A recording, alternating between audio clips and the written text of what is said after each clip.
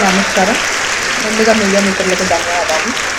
ఈరోజు భీమవరంలో ఉన్నటువంటి ఈ సంక్రాంతి సంబరాల గురించి ప్రత్యేకంగా నేను ఒక విషయాన్ని చెప్పదలుచుకున్నాను. సంక్రాంతి అంటే మనకి అన్ని పండుగల్లోనూ ముఖ్యమైనదిగా ఎందుకు పరిగణిస్తామంటే సంక్రాంతి.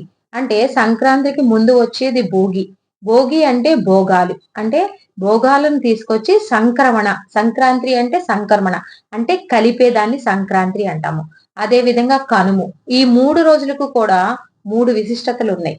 ఒకటి భోగి అంటే భోగాలు తీసుకొచ్చి ఆనందంగా ఉండాలని ఒక రోజు.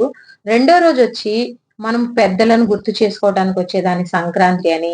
కనుమ రోజొచ్చి కొత్త అల్లుళ్ళు, కొత్త కోడళ్ళు ఇళ్లల్లో అడుగుపెట్టే రోజుగాను.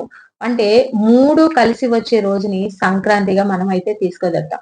అంటే మనకి ఏ పండగ వచ్చినా సరే ఒక రోజుతో అయిపోతది. కానీ ఈ సంక్రాంతి అనేది చాలా పెద్ద పండుగ. అంటే చిన్న, పెద్ద, పేద, ధనిక, ముసల, ముతక అందరూ కూడా ఆనందంగా ఎదురు చూసేది ఈ పండగ కోసమే. ఎందుకంటే ఎక్కడో ఈ విదేశాల్లో ఉన్నటువంటి వారు కూడా తల్లిదండ్రుల దగ్గరకు చేరేటటువంటి అత్యున్నతమైన పండగ ఏది అంటే సంక్రాంతి అని చెప్పుకోవచ్చు.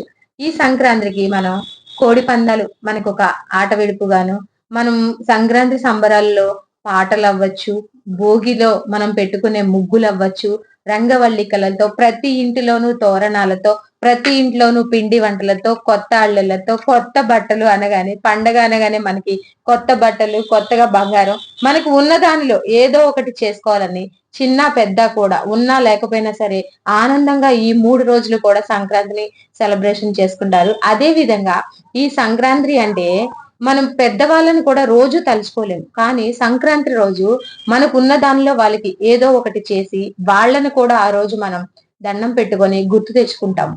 అదే విధంగా ప్రతిరోజు చేయలేనటువంటి పని కోసము ప్రత్యేకంగా ఒక రోజు ఈ సంక్రాంతి రోజు మనం చేసుకొని వాళ్ళ ఆశీస్సులు మనకి ఉంటేనే మనం ఏదైనా సాధించగలం. అటువంటి పెద్దల కోసమని ఒక రోజుగా, పిల్లల ఆనందాల కోసమని భోగి కింద ఒక రోజుగా భోగి పళ్ళు పోసుకొని, చిన్న పిల్లలతో ఆనందంగా ఉంచుకొని, చిన్న పిల్లలందరినీ గేదర్ చేసుకొని, ఒక ఆనందంగా చేసుకుంటాం. అదే విధంగా పెద్దవాళ్ళకి అంటే మగవాళ్ళు కష్టపడే వాళ్ళు సంవత్సరం అంతా కూడా ఈ పండగ కోసం ఎదురు చూస్తారు. ఎందుకంటే ఎంత కష్టపడినా వాళ్ళకి కూడా ఒక ఫ్రీనెస్ కావాలి. అంటే ఈ కోడి పందాలు అనేటప్పటికి ఈ పేకాటలు ఇవి అంటే ఇదంతా కూడా ఒక వ్యసనం కింద కాకుండా ఒక పండగ వాతావరణం అలా తీసుకొచ్చి అలా తీసుకెళ్లిపోతదని ఈ సంవత్సరం వచ్చే పండగ కోసం అందరూ ఎదురు చూస్తారు. అదే విధంగా ఈ సంక్రాంతికి అందరికీ కూడా భీమవరం ప్రజానీకం అందరికీ కూడా సంక్రాంతి శుభాకాంక్షలు. పెద్దవారికి, చిన్నవారికి అందరికీ కూడా నేను మనస్ఫూర్తిగా శుభాకాంక్షలు తెలియజేస్తున్నాను.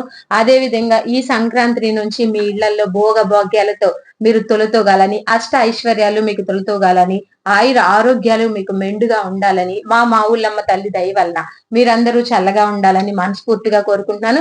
అదే విధంగా ఈ సంక్రాంతితో పాటు మాకు ఇంకొకటి ఏంటంటే ఫెస్టివల్ సంక్రాంతి 3 రోజులు వచ్చి వెళ్ళిపోతే నెల రోజులు మా ఊళ్ళమ్మ తల్లి జాతర జరుగుతుందన్నమాట. అది కూడా ఈ సంక్రాంతి రోజు 14వ తారీఖున రోజున స్టార్ట్ అవటం అనేది చాలా గొప్పది. ప్రతి సంవత్సరము కూడా మనకి మా ఊళ్ళమ్మ జాతర జరుగుతది. అది నెల రోజుల పాటు అంగరంగ వైభవంగా జరుగుతది. వేల మంది ప్రజలు ఎక్కడి నుంచో వచ్చి అమ్మవారిని దర్శించుకుంటారు. మా ఊళ్ళమ్మ తల్లి ఆశీస్సులు మీ అందరికీ ఉండాలని మనస్ఫూర్తిగా మరొక్కసారి మీ అందరికీ సంక్రాంతి శుభాకాంక్షలు. నమస్కారం. నేను మీ వెంకటలక్ష్మి గొట్టుముక్కల.